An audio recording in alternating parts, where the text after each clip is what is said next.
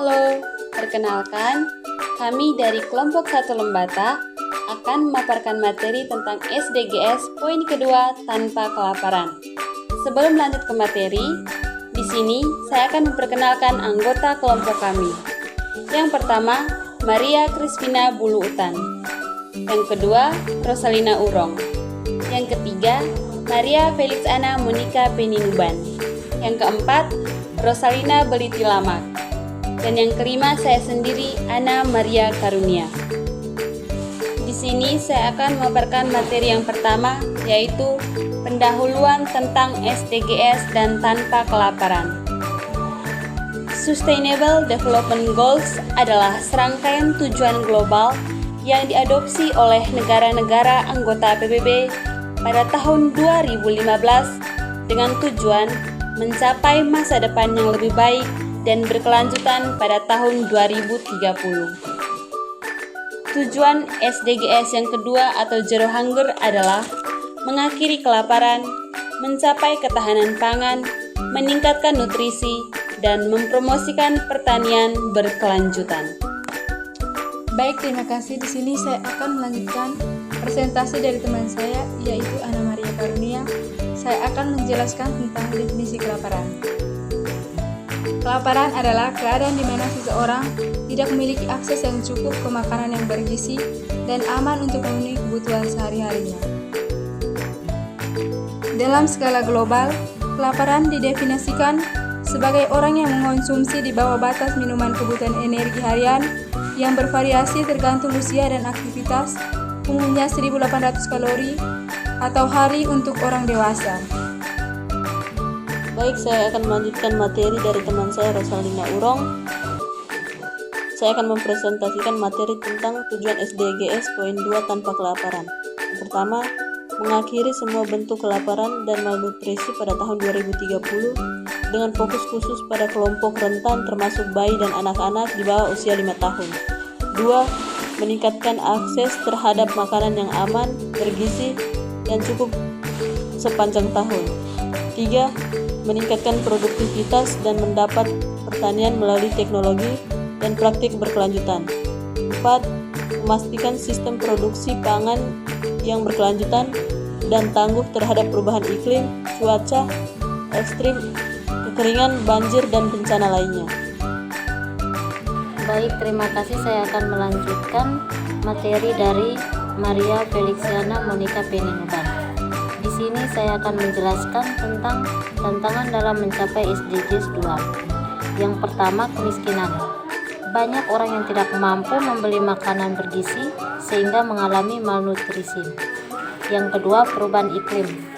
Bencana alam seperti kekeringan, banjir, dan cuaca ekstrem mengurangi hasil pertanian, memperburuk kelaparan.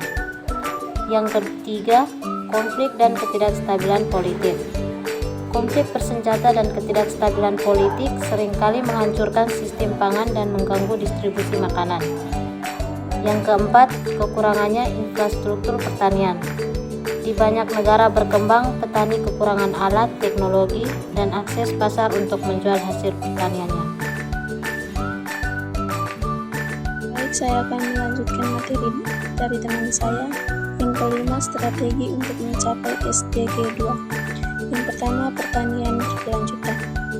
Mendorong penggunaan teknologi ramah lingkungan yang meningkatkan produktivitas pertanian tanpa merusak lingkungan.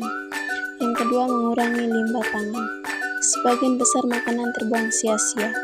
Mengurangi limbah pangan di tingkat produksi, distribusi, dan konsumsi dapat mengurangi kelaparan.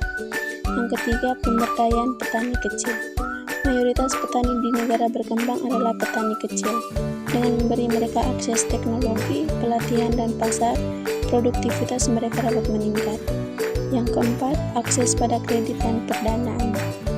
Petani sering tidak memiliki modal untuk berinvestasi dalam meningkatkan pertanian.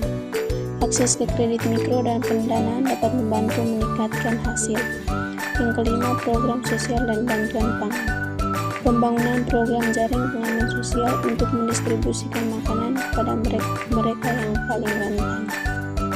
Baik, terima kasih. Di sini saya akan melanjutkan presentasi dari teman saya, yaitu Maria Crispina Buluutan. Saya akan menjelaskan tentang peran individu dan komunitas dalam mencapai SDG 2. Yang pertama, mendukung pertanian lokal. Dengan membeli produk lokal, kita dapat mendukung petani di daerah kita dan membantu meningkatkan ketahanan pangan. Yang kedua, mengurangi limbah makanan di rumah. Menyimpan dan mengonsumsi makanan dengan bijak, serta meminimalisir makanan yang terbuang. 3. Mendorong kebijakan pemerintah. Sebagai warga, kita dapat mengadvokasi kebijakan yang mendukung ketahanan pangan dan pertanian berkelanjutan. Saya akan melanjutkan presentasi dari teman saya Rosalina Urong. Yang ketujuh, contoh negara dan program yang sukses. Negara yang pertama, Brazil. Melalui program Home Zero atau Zero Hunger, Brazil berhasil mengurangi kelaparan secara signifikan dengan kebijakan subsidi makanan dan pemberdayaan petani kecil. Negara yang kedua, Ethiopia. Program Productive Safety Net Programme atau PSNP memberikan bantuan pangan langsung kepada keluarga yang paling rentan serta mendukung program ketahanan pangan. Baik, saya akan menyimpulkan hasil presentasi kami. SDGs 2 adalah salah satu tujuan yang sangat penting karena tanpa makanan yang cukup dan bergizi, seorang tidak bisa mencapai potensi penuh mereka. Upaya kolektif dari pemerintah, masyarakat, sektor swasta, dan individu diperlukan untuk mengakhiri kelaparan, meningkatkan nutrisi, dan memastikan produksi pangan yang berkelanjutan.